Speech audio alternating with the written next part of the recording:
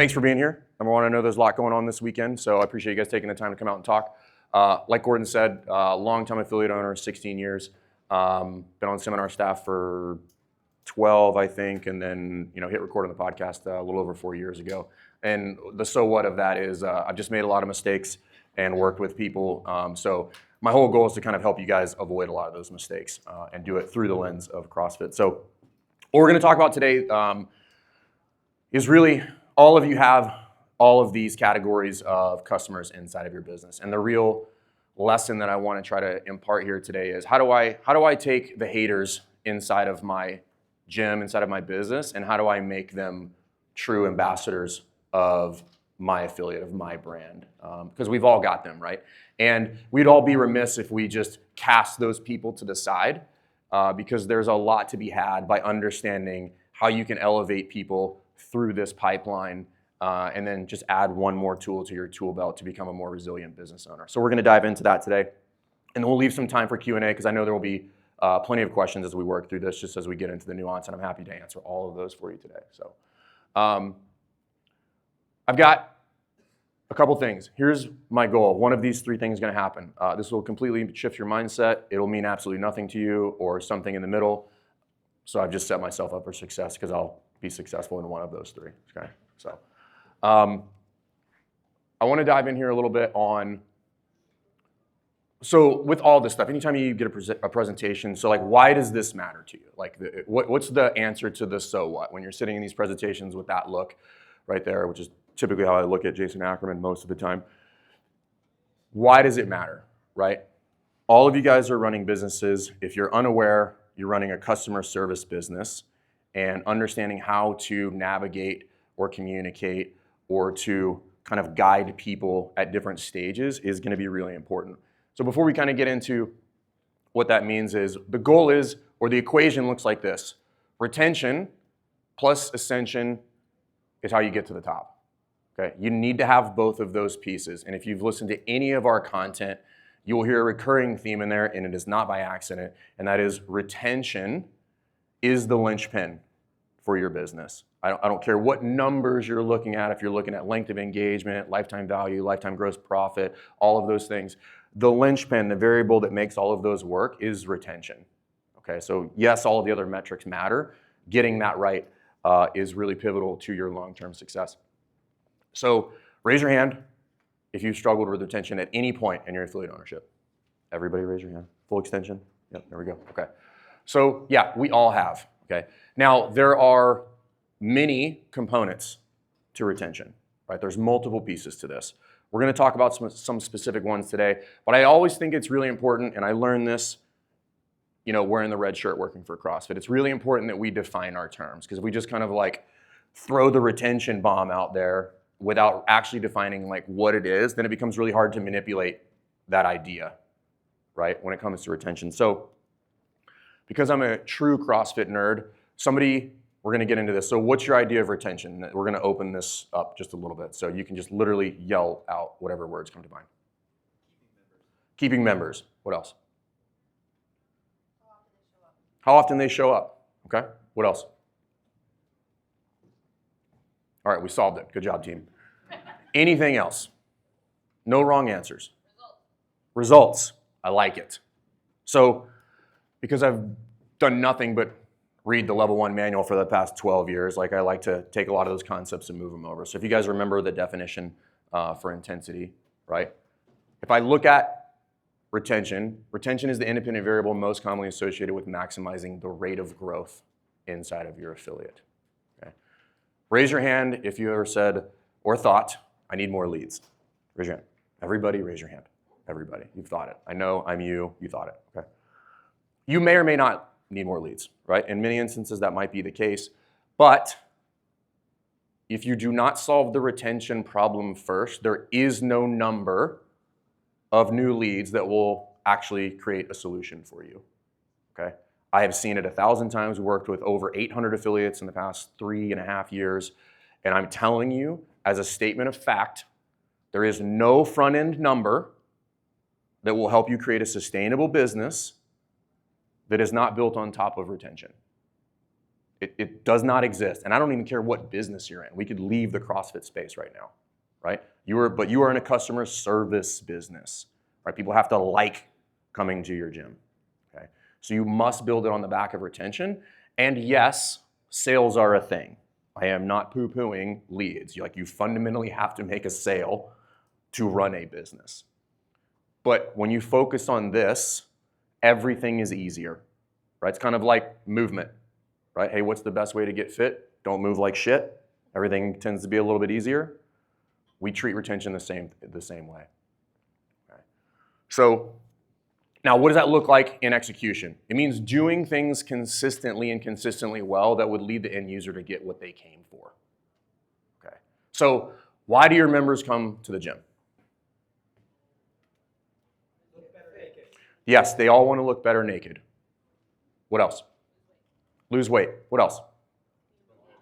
What was it? Community. What else? Longevity.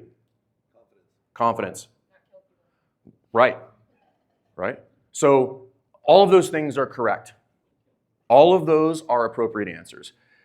The thing that I want to stress here is this. You have to identify what those are, and then you have to consistently deliver those things to them. Right? You can get away with doing it by accident for a long time. We've probably all been there. You're like, things are going pretty well. And I'm like, yeah, what are you doing? They're like, I don't know. I just open the door and it works out. Like, that will work out for you for a period of time. Maybe. But at some point, you have to be intentionally driving the train in order to get where you want to go. At some point, things are not happening by accident anymore. You don't have less than 3% churn by accident. Right? That is an intentional system or series of things that you're doing at that point. And ultimately, if you can get that right, going back to what we had earlier, right answer, results, right? Retention is what gets you what you're looking for inside of the affiliate. So if you want more revenue, retention, right? If you want to build your coaching staff, retention. If you want to have day off on Thursday, retention, right? All of those things are going to be built on the back of having a great service, right? So as we work through this, understand that understanding anything I'm going to talk about past this will not matter if you do not understand retention. Okay. Now, why is that important, right? Because if you don't understand these things or you don't know these things, this will be you. You'll be bashing your face against your computer trying to figure out why people are canceling or why nobody's showing up to the 6 a.m. or why you had that down quarter or all of those things. And I'm here to tell you there is virtually nothing inside of the affiliate that you cannot extract as a data point and then learn to drive over time. I'm not saying it's easy, but you can do it. All right. So let's talk about it. Let's talk about each of these. And so this is the pipeline. So we're going to kind of start at the end, which is like, hey, where do people fall in that cycle, right? Cynic, skeptic, prospect, buyer, and the ambassador. Okay. Spoiler alert, we all want a ton of ambassadors. Okay. Now, how do we make that happen? Let's define them all first before we talk about how to navigate the whole scenario, right? So the cynic, this is your worst customer. And some of you are thinking, like, how would somebody who hates my thing be a cynic, right? So when we're talking about all of these people, understand they can be people who are not buying your service and they can be people who are buying your service. It exists in both worlds, okay? And you'll need to understand that because when you look at it that way, you look at everything differently, which is like, hey, they're always a buyer. I don't care if they're actually buying now or they're currently buying. They have to rebuy or they have to buy for the first time. And I have to treat them the same. How many of you guys have neglected a client that's been around for a long time? Yeah, we've all been guilty of that, right? And what happened was we got complacent and we didn't understand some core concepts and then they end up being a cynic. Right? So up above that, we've got the skeptic. So this group is open to influence, right? But they're kind of like flippant. They're like, hey, like I'll get there when I'm ready, but like you could convince them to buy or to stay. Okay? They're open to the conversation. They're just short. They don't have time for nonsense. Right? They don't have time for gimmicks. They don't have time for any of that stuff. Right? They are by definition a skeptic. Right. Above that, you've got the prospect. The prospect, this group has a short list. Meaning like, hey, I've checked out the gyms, I know who's got what, I know that they have a cold plunge, I know that they offer 10 classes a day, I know that they have a level 3 coach, even though I don't know what that means, right? They know all of that stuff. I know that that one is 5 minutes closer to my house, all of those things. They have a short lift. They are starting to do the kind of racking and stacking of all the options that they're looking at in order to make a decision. The buyer. This group is buying from somebody on the short list, right? It's not an if, it's a who, right? And here's the important part. If you get a lead through your website or through your social media forms, I'm going to state this as a blanket statement, not necessarily absolute. They fall in this category. This is an important concept to understand. How many of you guys are like, hey, we're pretty good at sales. We convert most people that come in the door? Raise your hand. Hey, unfortunately, they were going to buy already. Okay? And people are like, oh, there's like the nervous giggles. You're like, oh, I was good at sales. No, not necessarily, right? This is important because we see this a lot. A lot of people are like, hey, I'm really good when people walk in the door. And I'm like, everybody's good when they walk in the door. They were buying already. If they didn't buy, you did something to convince them to not buy. Okay? And a lot of people struggle with that. And they're like, well, they don't know about the price. And I'm like, listen, everybody knows roughly what the price of a CrossFit gym is at this point. It's been 20 years. They know that it's something between F45, Orange Theory, or somewhere in that price range, right? It has nothing to do with the dollar figure at that point, right? They're going to buy. You may have just convinced them not to, okay? But understand, if you convert 90% of people that walk in your door, that doesn't mean you're good at sales. It just means you didn't fumble the ball, okay? And then we want to make you good at sales. And then last, the top, what we're all chasing, the ambassador, right? This is the person who buys all your gear. They go to the socials. They stay way too long. They text you all the time, right? Like, they're all the things that you're like, God, you're kind of annoying, but please don't ever leave. But also, you're kind of annoying, but yes, don't leave, right? It's that person. You also, everybody like thought of a person by name immediately right now. You're like, it's Jenny. You're like, I know, right? So mine's Adrian. She's been there for 11 years. And I'm like, God, I want to punch you, but you're the best, right? It's that person. Right? They sing your praises. They are quite literally a flag flying around like with your gym name on it. They're like, yes, this place is the shit, right? That's them. That's what we're all chasing.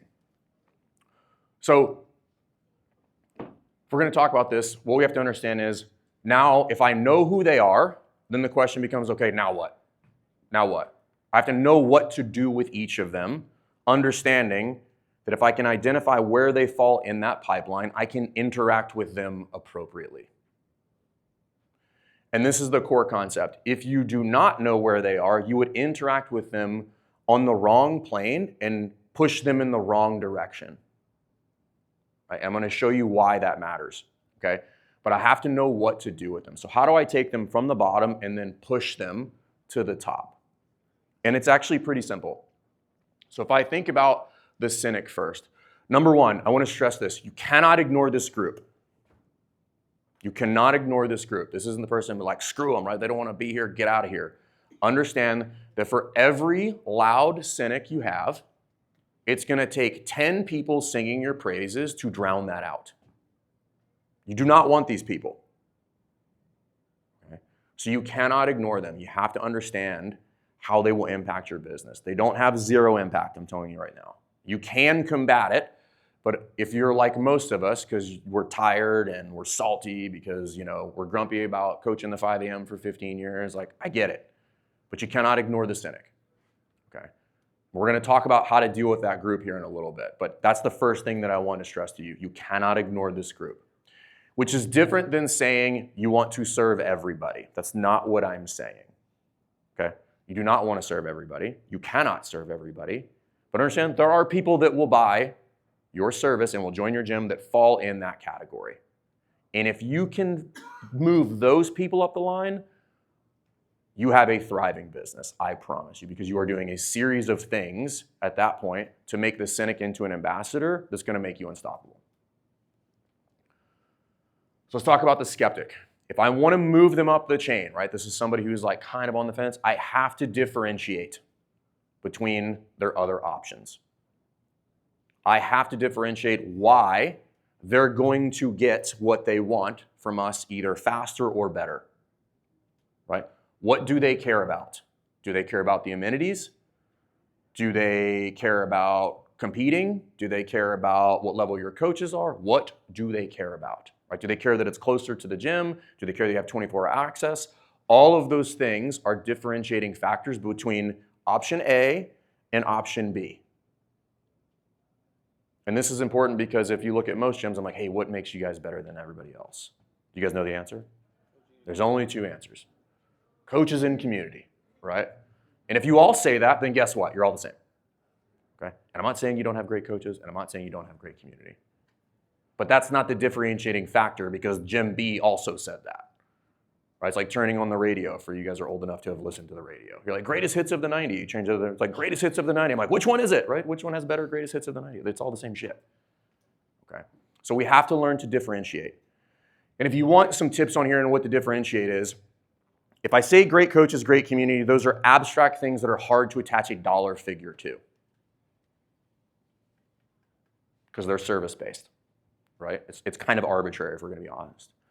The things that help you differentiate are things that any consumer with good confidence could stick a number next to, which is like 24-hour access. And I'm like, $25, $30, $90, doesn't matter. If I put that up there, they will associate a dollar value with it. If I put cold plunge and sauna, they're like, well, I know that I have the Restore cryotherapy place over here. I can go over there and it's going to cost me $250 to do that, but they have it at this gym. Boom, there's a number associated with that. Okay.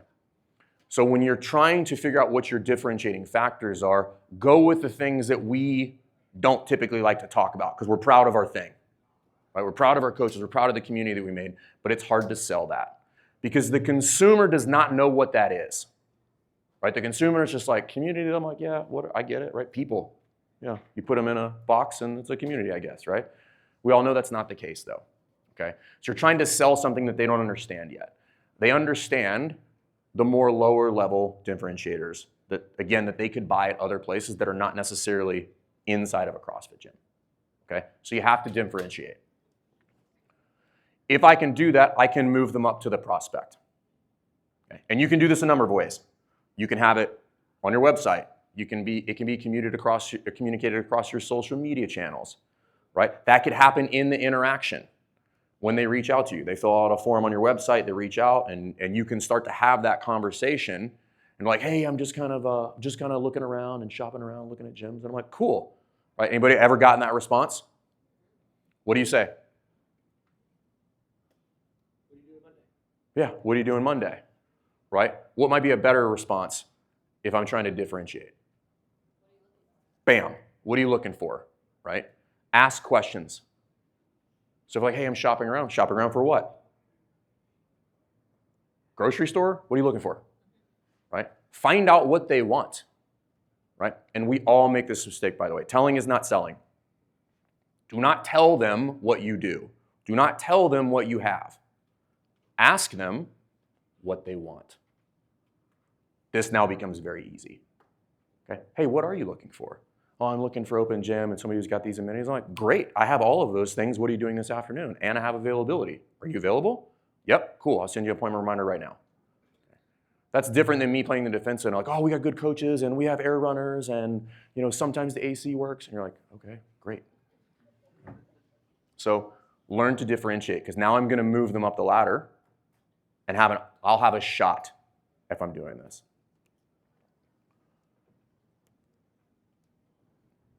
Now, once they get to prospect, this is important because a lot of us will treat the skeptic like the prospect, okay? If they're the prospect, you just have to make the ask. You just have to make the sale, right? Because if I'm talking to a prospect, and we've all done this, I'm not even gonna ask the question, I know you've all done it, right? That person, they're like, I'm gonna buy. And you're like, hey, you want me to show you around and we have all the things? And I'm like, nope, shut up. Be like, are you available tomorrow to get started? They're gonna buy. But all you have to do is ask. This group right here, they are in the value for money phase. They're like, hey, what's it cost? What do I get? Just make the sale, okay? And the likelihood is that most people that hit your website are like somewhere in between those two phases. They're more likely in the buyer phase You might have a handful that are in the kind of prospect phase, which is like, just make the ask. Make the ask. Okay? You already kind of probably figured out what they want. Cool. Yeah, this is kind of what it looks like. Do you have any questions about membership? Yeah, I do. I'm like, cool, here's what it looks like. I've got a slot tomorrow at 4:30. Do you want morning, afternoon? What are you looking for? Okay. Make the ask. If I want to make the buyer the ambassador, you just got to be good. Deliver excellence and do it consistently. Okay?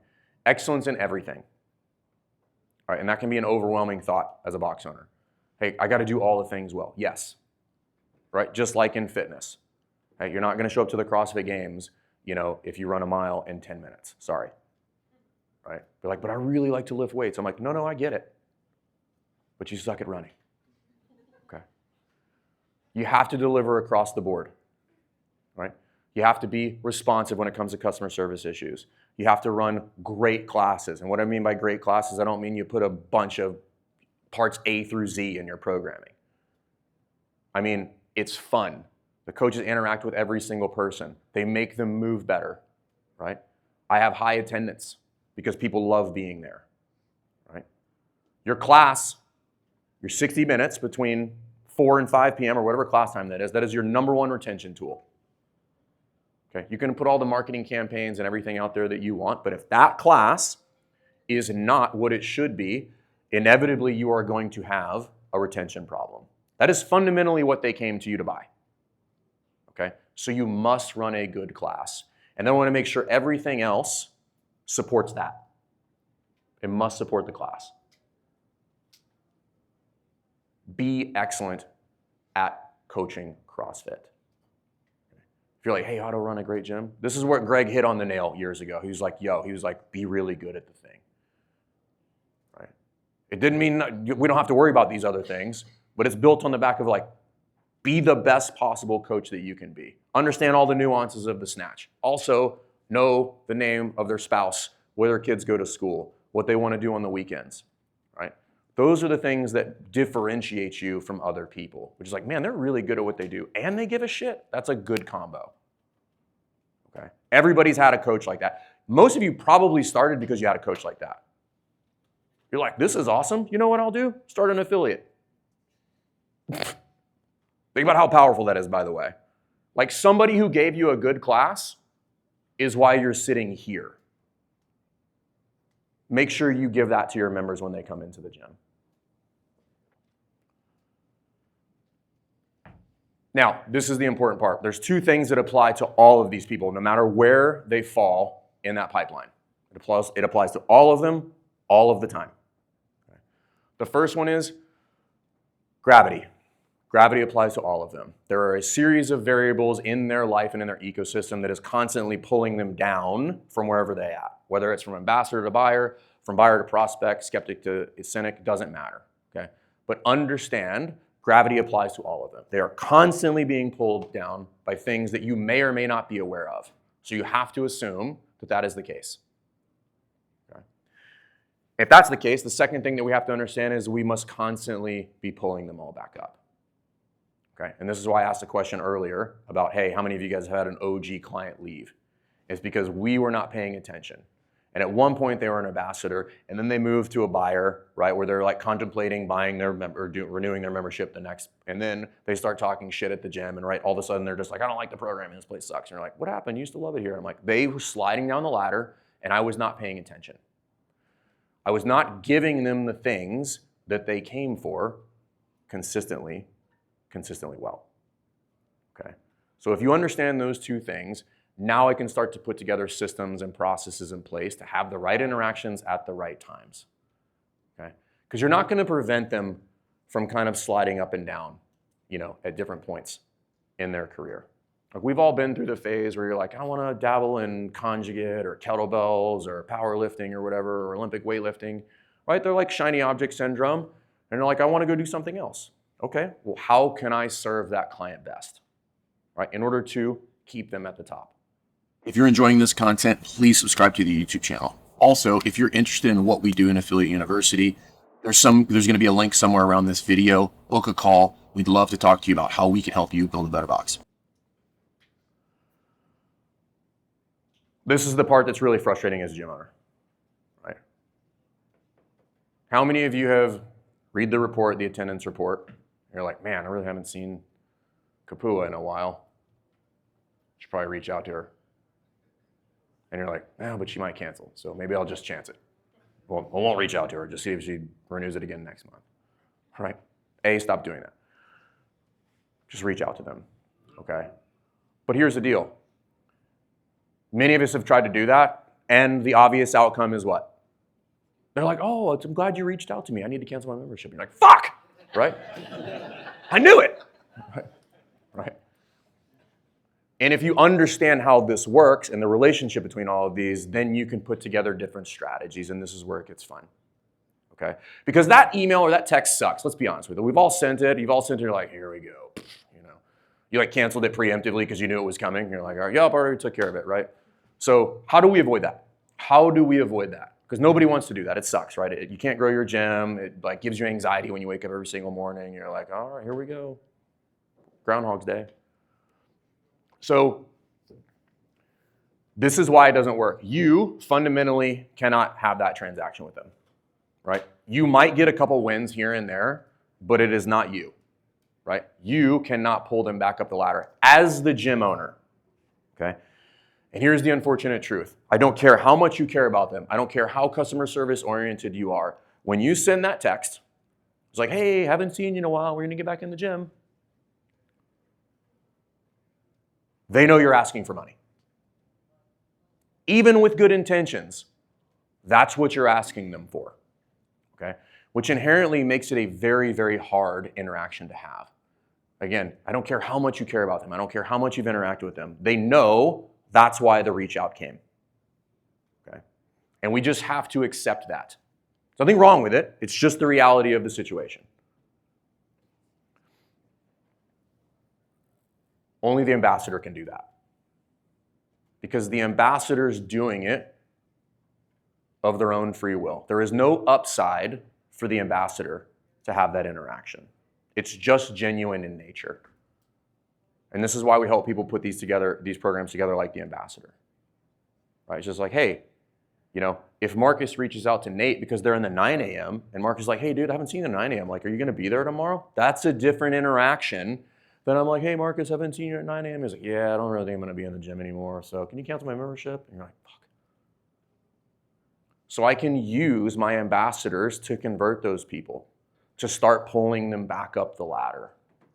Because the interaction, the relationship is different. You know, at the heart of the relationship, even though it's customer service centric, it's transactional. It is, right? It's not the only component of that, but at its core, it is transactional, right? You're running a business. It is value for money.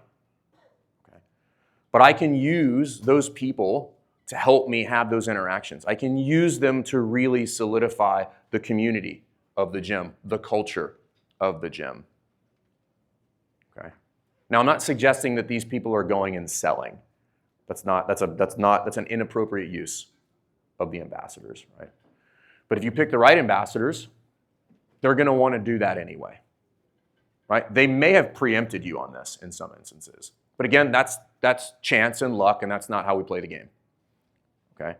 If I can be more intentional about that, I'd be like, hey, got my ambassadors, I got my coaching staff, I'm like, hey, these are some people at risk. I'm like, hey, who feels most comfortable like reaching out to so-and-so to pull them back in? Because you and I both know they need to be there, right? We both know that CrossFit changes lives, and if they stick around, they'll continue to do that over time. So how do we get them back in to the fold? Because shit happens, right? Life gets busy, the kids are going back to school, they start deprioritizing themselves. Right? And they're like, oh, I just can't get into the gym. And I'm like, no, it just became a non-priority for you, and that's fine. But you need to keep training. You need to be healthy. Like, that's not going to be something that you're not going to need at some point. Right? So how do we have that interaction? And we use those people who want to help us. And for the record, I'm going to tell you guys something you may or may not know about yourselves. You guys suck at asking for help. Right? Ask for help. You just have to do it in a systematic way. You have to do it in an organized way. You have to do it inside of a full thought, right? And then ask for help. Ask for help from your team. Then give them the tools to help you. I'm not delegating that responsibility to them, right? I'm simply asking them to aid the transaction. Hey, would you mind initiating that conversation? And then once you get them in here, I'll take it from there and I'll get them back on track. But if I reach out to them, the cancellation's coming. If you reach out to them, I'll see them at 9 a.m. tomorrow and then I'll get them back on track from there. Okay? So that's how you start to do that. So some key takeaways here. One, you have to know where people are in that sequence. Because again, if you interact with them correctly, you will push them in the wrong direction. So you have to know where they are. Number two, gravity is always pulling them down. Okay? I understand that that might feel a little daunting or overwhelming. This is just being organized. The solution to that problem is organization. Okay? Because then I can manage everybody. I can know when that person is at risk. I can have the action items that go with that so that I can have the transaction at the right time with the right person in the right way. That's what I'm trying to build inside of the affiliate. And number three, you got to always be pulling them up. Always be pulling them up. And that's not as heavy as a lift as it sounds. Again, that's being organized. What are the things that people would want inside of the gym, right? So you guys have some stuff to write down there. Take out your pen. Just start writing down a couple of days. What would your members love to happen at the gym, right? Listen, an interaction, an event, anything, right? Write it down, and then we'll kind of share because I want everybody to get the benefit of this, okay? So write it down. What would make your members over the moon about coming into the gym every day? And if you're like, my pen's broken, I have no ideas, just we'll share them with everybody. Okay.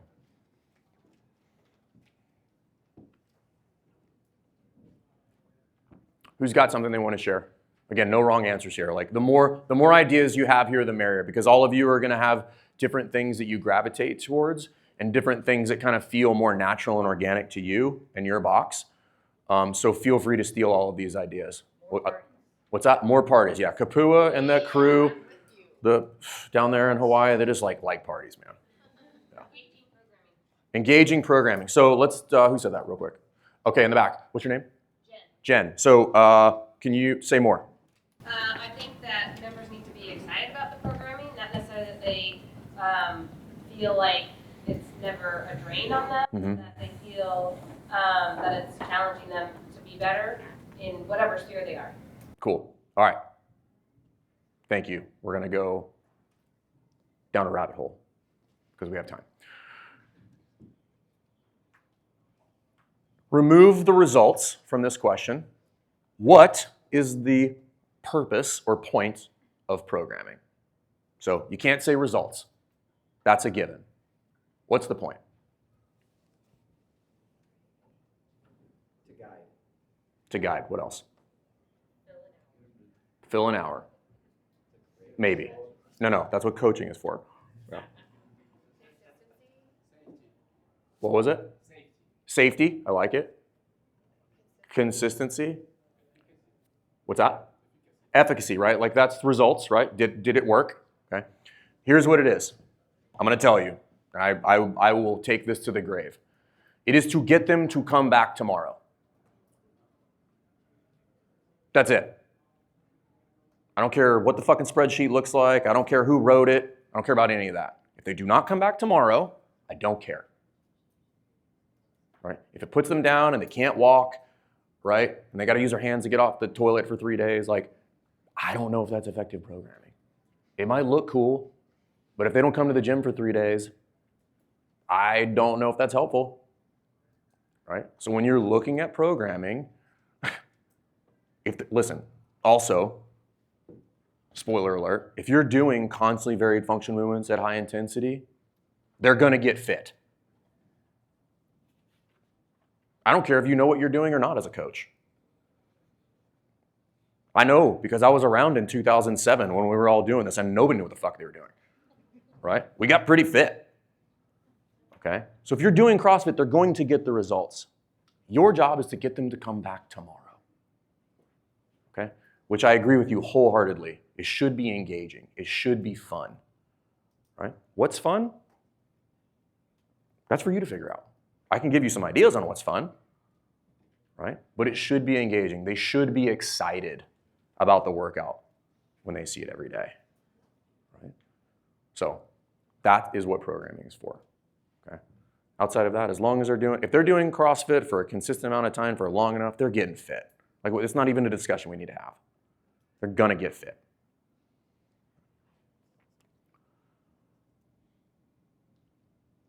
And lastly, only the ambassador can move them, okay? You'll get lucky a handful of times by trying to pull them up, okay? But the ambassador is the one that's gonna be most effective to keep those people around, right? And if you think about that concept of, if you could make the 5% of your customers that are most disgruntled as happy as the ambassador, what would that do for your business? You would have like crazy retention. You'd be like, nobody left, ever. We just had a gym last week that had a cancellation since April.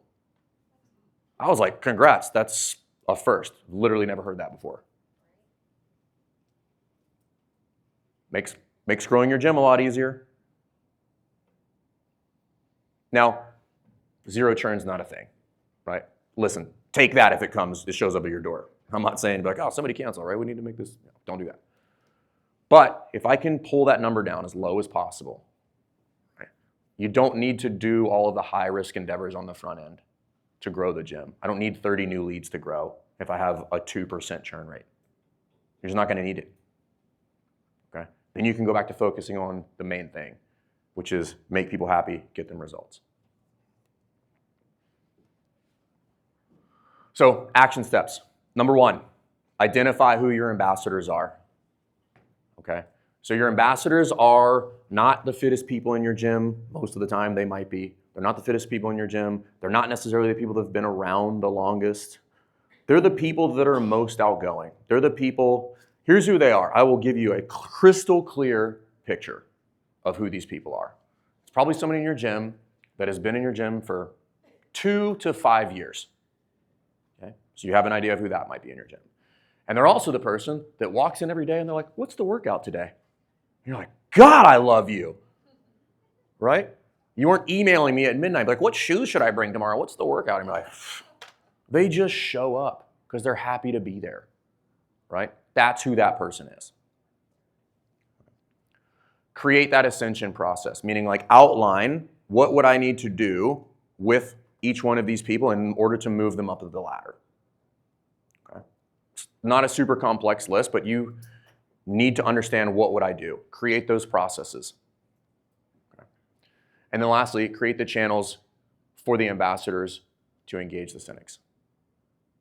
Okay. And if you don't have an ambassador program, there's resources out there, but we can talk after this about how to build one of those and what the most effective use of those people are. They're not free labor, just for the record. Right? You're not using them as just like, hey, cleaning party? No. Right? I'll buy pizza. No. If they want to do that on their own, listen, let them go. But they're not free labor, right? There should be they should just get all the fun stuff and none of the downsides of interacting with you.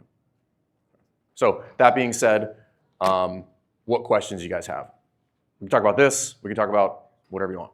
Yes, ma'am. Can coaches be effective ambassadors or only members? So the question is, can coaches be effective ambassadors or only members?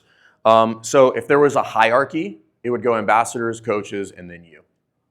But understand the coach still has the same hurdle to get over that you do as the affiliate owner, right? The member fundamentally knows why the coach is reaching out. And again, I want to stress this. You can do it for all the right reasons, but there's just a reality that exists inside of that transaction that you just cannot get over, right? They know why you're reaching out. Okay. So they can be slightly more effective, but not nearly as effective as the ambassador. Because again, there's something to be said for there's no strings attached. Right? There's no strings attached on that one. It works out way better. Okay. What else? Yes, sir? Do you only use the ambassador for folks that are trying to cancel? Great question. So the question is, do you only use the ambassador for folks that are going to cancel? No, and that's actually not even their primary role. It's just like down the list. What you're going to use them for is all of the other stuff, right? You're going to use them as an additional microphone. You're going to use them to like pump the events. You're going to give them free access to all sorts of stuff, right? So it's largely going to be like a lot of the fun stuff. The reason the ambassadors work for the Cynic is because if you've chosen the right people, it's naturally who they are anyway, right? They want to engage with those people. They're probably concerned. Like they know probably before you know that Jenny hasn't been to the Nightham in 3 days, right?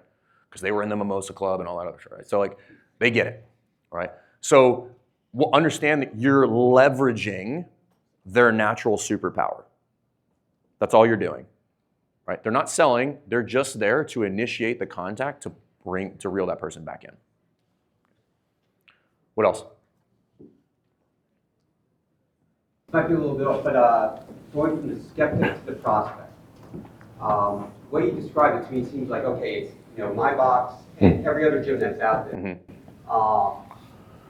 We kind of view like we're complementary to other boxes, but I know other boxes maybe looking at, hey, we are in competition. So when you have that skeptic that's coming in, do you think they want to go ahead and maybe do this? I mean, in your experience, is it, hey, this is who we are, shop around, try out other boxes, or are you trying to just bring them in? Great question. So the question is, hey, somebody's in that skeptic phase. What's my appropriate kind of interaction in the sales process, right? I'm gonna try to, thread the needle here. I think you should have the confidence to send somebody to another gym if you have determined that they are not a good fit. Now, how would you do that is probably the next question. Go back to where I started earlier, which is like, ask the questions. They're like, hey, I'm shopping around. Shopping around for what? Hey, I'm really doing this, and I've got competitor programming, so I want to do an afternoon, a mid-morning, a middle of the night session. I'm like, all right, you should go to Marcus's gym. That's not what we do. Okay, go cause him headaches. So inside of that sales process, there's something, and I've talked about this before, but there's something called the control V, right? So meaning there's 2 vectors on a V, right? One of those vectors leads to the sale. One of those vectors leads away from the sale, which is my vector is going there, their vector is going this way. The longer we stay on their vector, the further we get away from a sale. Okay. Now, how do I control what vector we're on? The person asking the questions is in control, right? So going back to telling is not selling, right? So if I want to be in control of that interaction, I just need to be asking questions. And a lot of us default to telling them things. Right? So a lot of times when we work with affiliate owners and they're struggling in sales, I'm like, hey, who does the most talking when you're communicating with a prospect? They're like, I do. I'm telling them how great we are. And I'm like, cool, shut up. Ask them questions. If you ask them the right questions, you will get all the information that you need to provide them solutions to the problem that they just told you they had. So if I ask those questions, I can confidently refer somebody out and say, hey, and I've done this many times. Like, that's just not what we do here, dude. But I do have a great fit for you. That's exactly what they do on the street. I will call them and let them know that you're coming. Because I don't want that person in my gym. Going back to, there's a difference between understanding I can convert the Cynic and me trying to sell to everybody, right? Everybody's a potential buyer, but I'm not serving everybody. I'm serving the people who fall in line with what we do, with our culture, which falls in line with our core values. Okay. Is that a fair answer? Cool, you got it. What if they don't move on? So the question is, what if they don't move on? What do you mean? I know you guys have talked about like firing members, but like honestly, like what if they really do bring shitty ass vibes to your gym? And So- all they do is complain. Cool. Point blank, tell your coaches, well, I hate this programming. Right. Programming sucks. Cool. So I'm glad Mark's sitting over here. Right. So I really would love to, but Yeah. no, like how do you do that without wrecking your whole I'm going to go back to the same thing that I answered over here, which is, if you guys don't know who Mark is, Mark over here in Lifted Method. Like if you guys want to talk about some language, that's your guy. Ask questions. Hey, why are you here? Every day you talk about how much we suck, and that feels like a really insane proposition that you are paying me money to do something that you hate.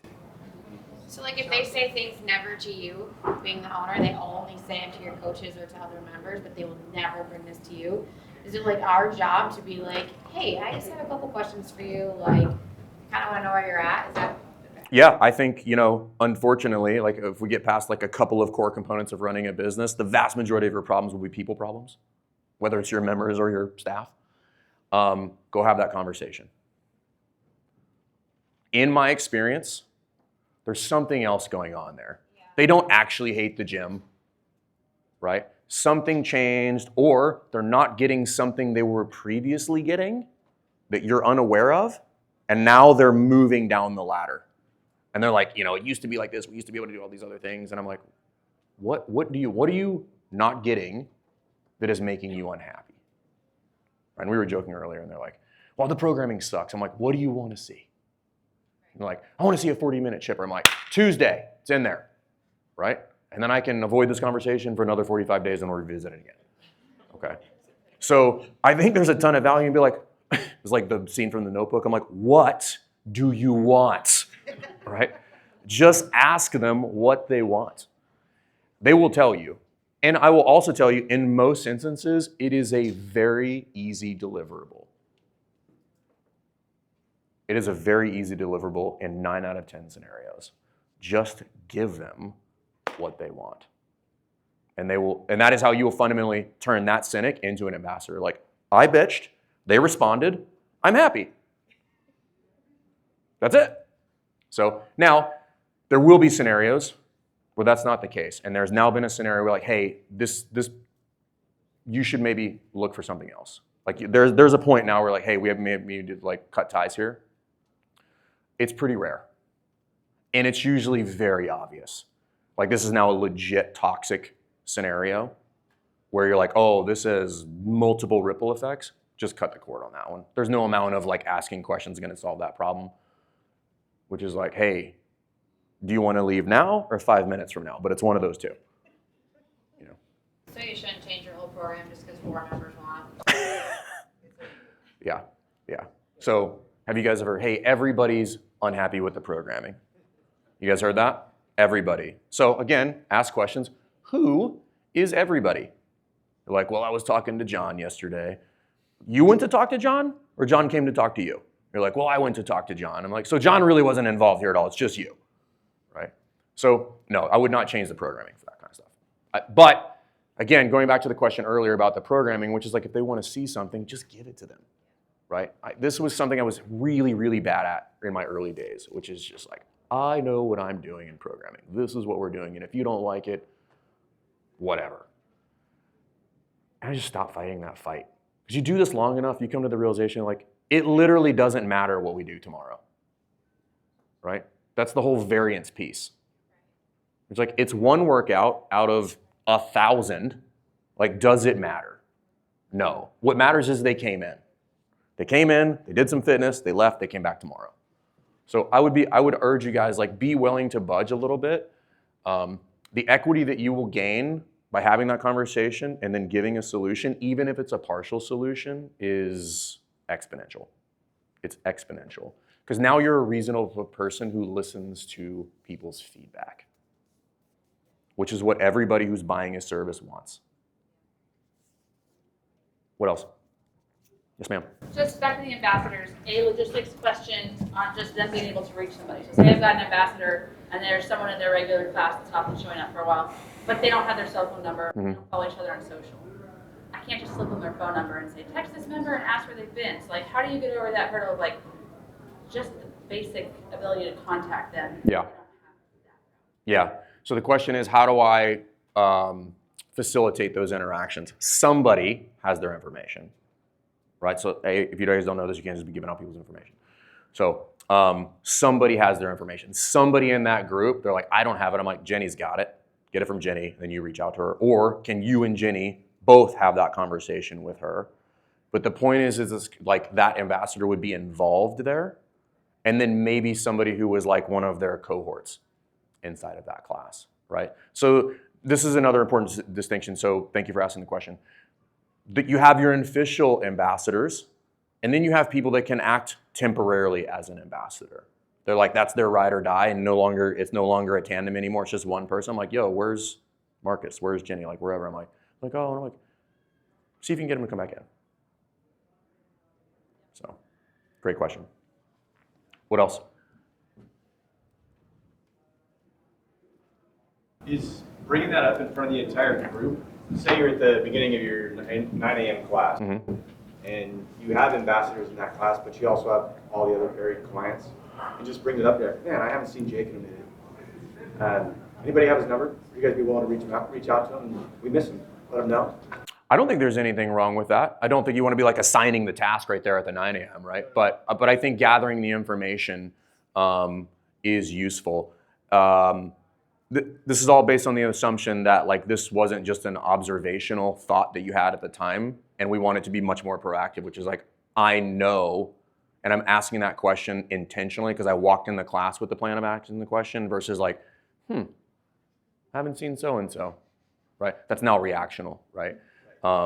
Either way, the positive outcome is positive outcome.